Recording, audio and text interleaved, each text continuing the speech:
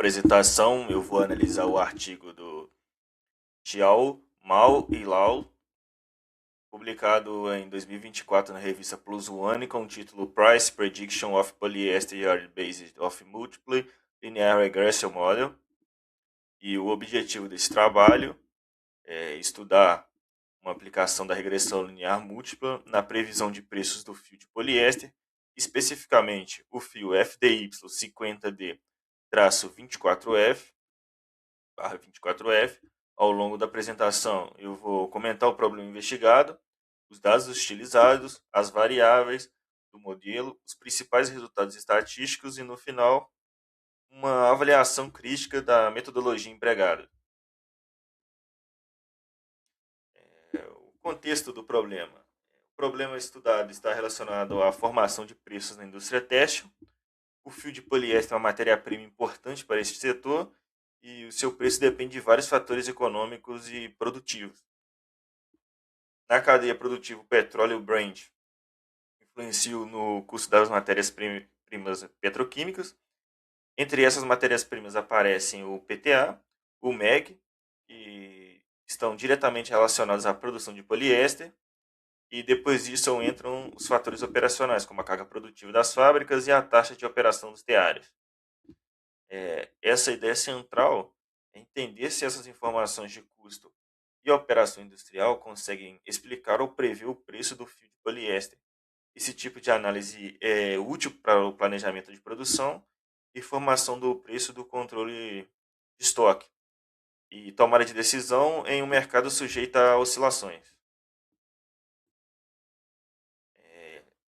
Surgem muitas perguntas quando se vai realizar uma pesquisa e a pergunta principal do artigo pode ser resumida da seguinte forma: é possível prever o preço diário do fio de poliéster FDY usando regressão linear múltipla?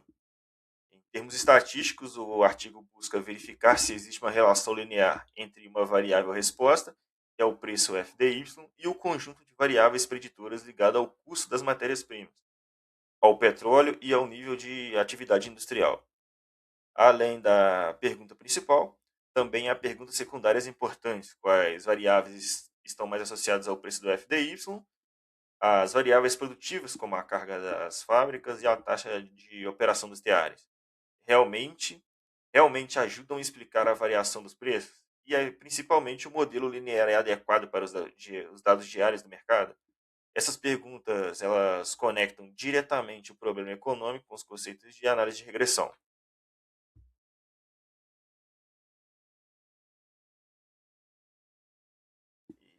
Aí vamos falar agora dos dados utilizados no estudo.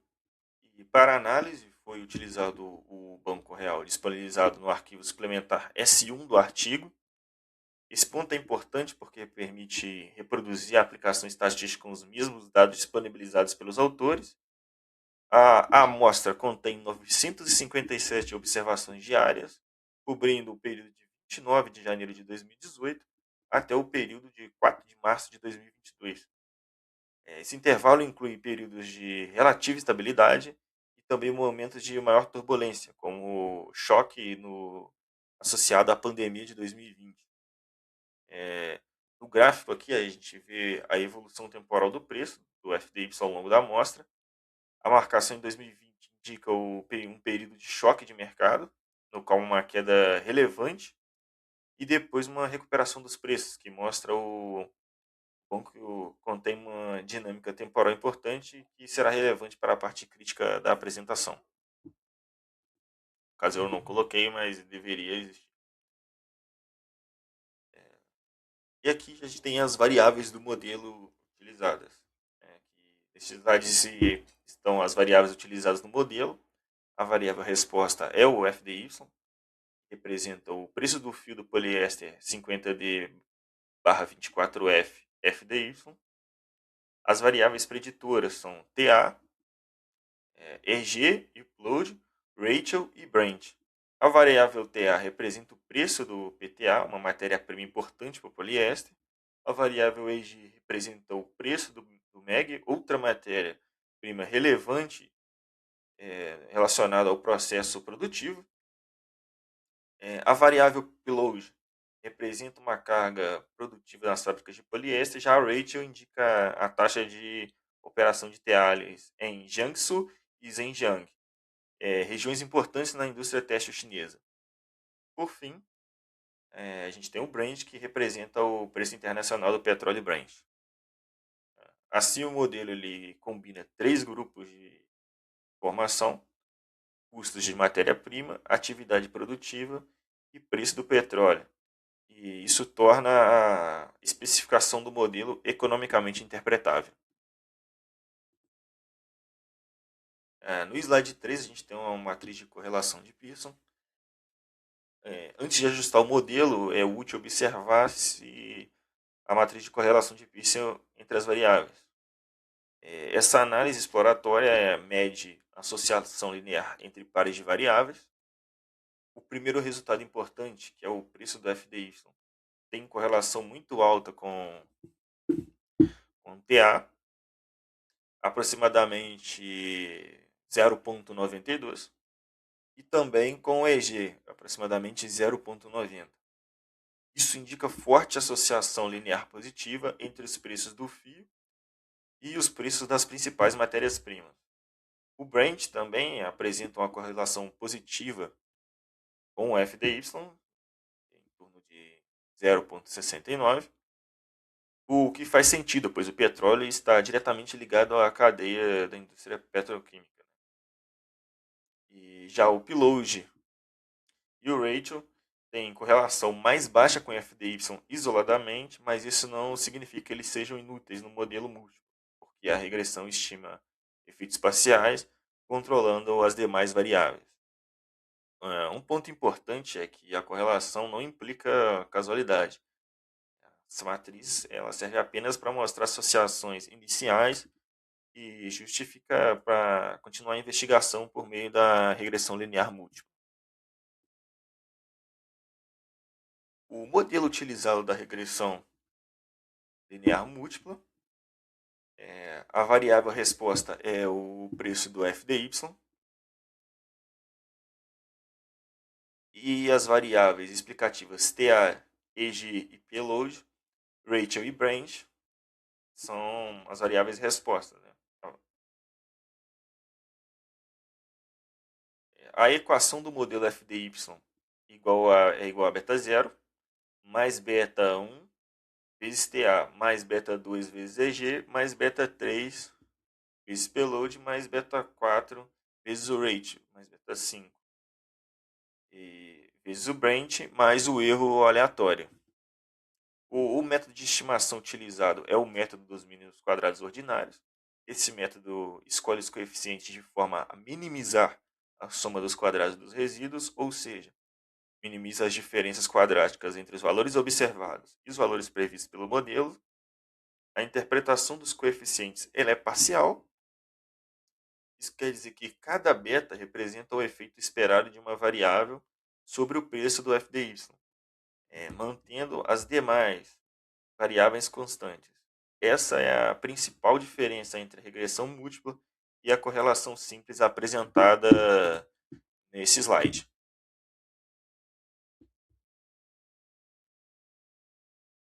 E aqui nesse slide 8, esse slide a gente tem os coeficientes estimados do modelo.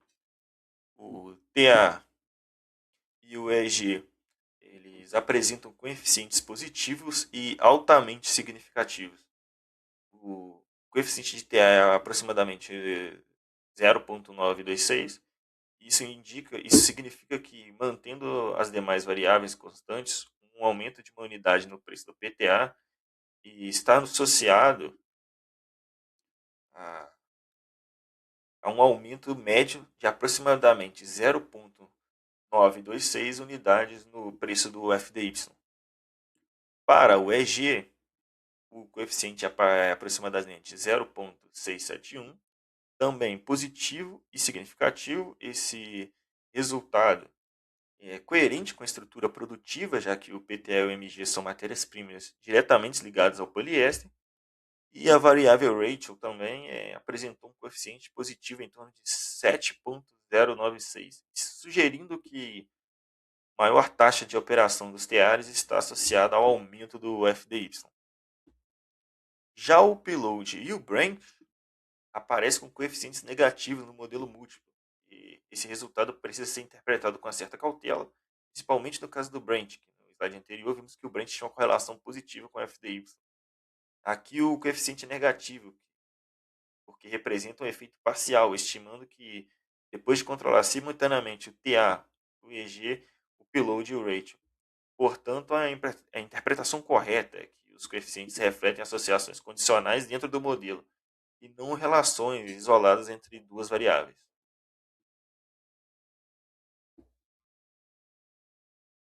Esse slide 9 aqui, nesse slide a gente avalia a qualidade do ajuste do modelo. O gráfico compara o preço real do FDY,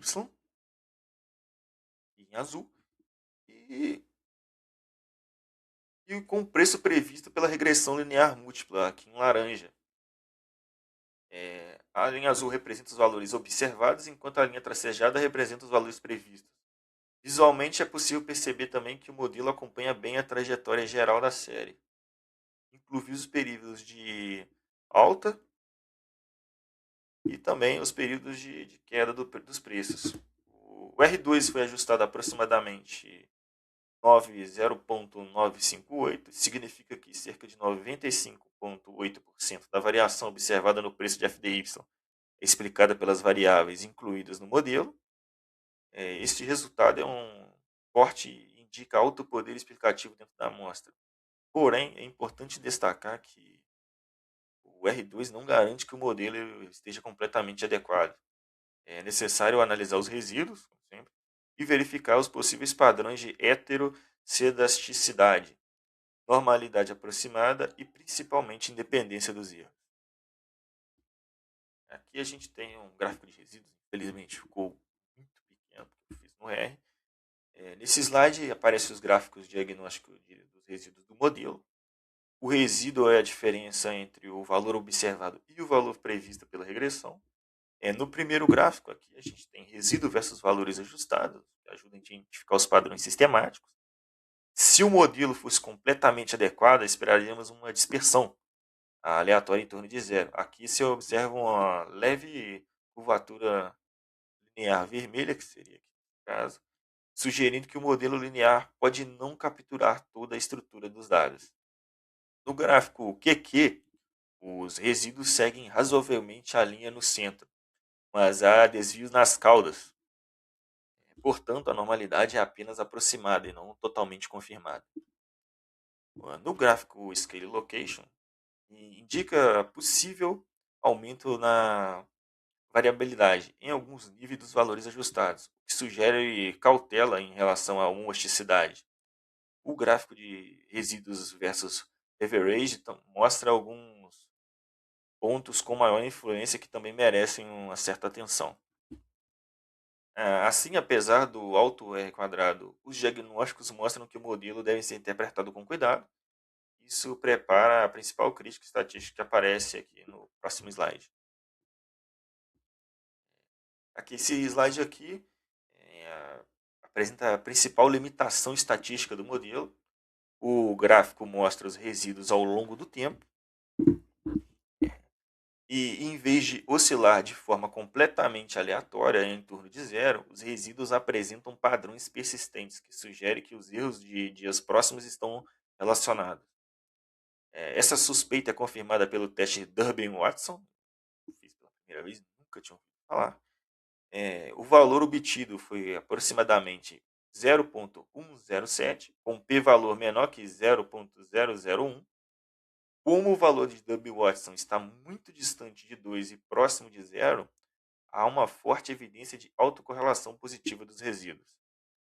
Esse ponto é importante porque uma das suposições clássicas de regressão linear é que os erros não sejam correlacionados, e quando essa suposição é violada, os coeficientes ainda podem ser úteis como aproximação explicativa, mas os erros padrões, os erros teste-T, os erros padrões, os testes T e os p-valores podem ficar distorcidos.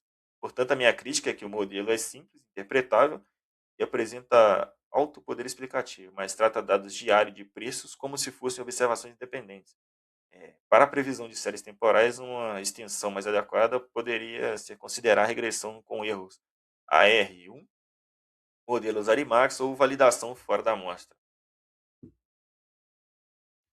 Aqui é a minha conclusão final. Aqui eu posso incluir que o artigo do Tiao e Mao e o Lau no caso, é um bom exemplo da aplicação da regressão linear múltipla e um problema real da indústria têxtil. O modelo apresentou um alto poder explicativo com R2 ajustado próximo de 0,958 e mostrou que as variáveis TA e EG estão fortemente associadas ao preço do fio do poliéster.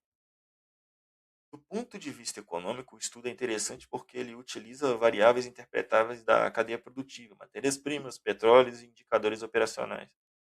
E, além disso, o uso do banco real disponibilizado pelos autores permitiu verificar e discutir os resultados de formas mais concretas. Por outro lado, a principal limitação estatística está na estrutura temporal dos dados, como os resíduos apresentam forte autocorrelação de inferência do modelo, devem ser interpretados com certa cautela. Assim, para mim, a conclusão é que a regressão linear múltipla é útil como ferramenta inicial, explicativa e interpretável, mas a análise preditiva mais robusta deveria considerar dependência temporal dos preços neste caso. Então, aqui, em resumo, o artigo mostra que a regressão linear múltipla pode ser aplicada a um problema real de precificação industrial e o modelo tem um autoajuste de variáveis economicamente coerentes, mas a análise de resíduos mostra que a estrutura temporal dos dados não deve ser ignorada. Então, aqui a referência do artigo, uma arte totalmente aleatória que eu não sei porque está aqui. Muito obrigado, é isso. E bom dia, boa tarde ou boa noite, seja lá onde você estiver.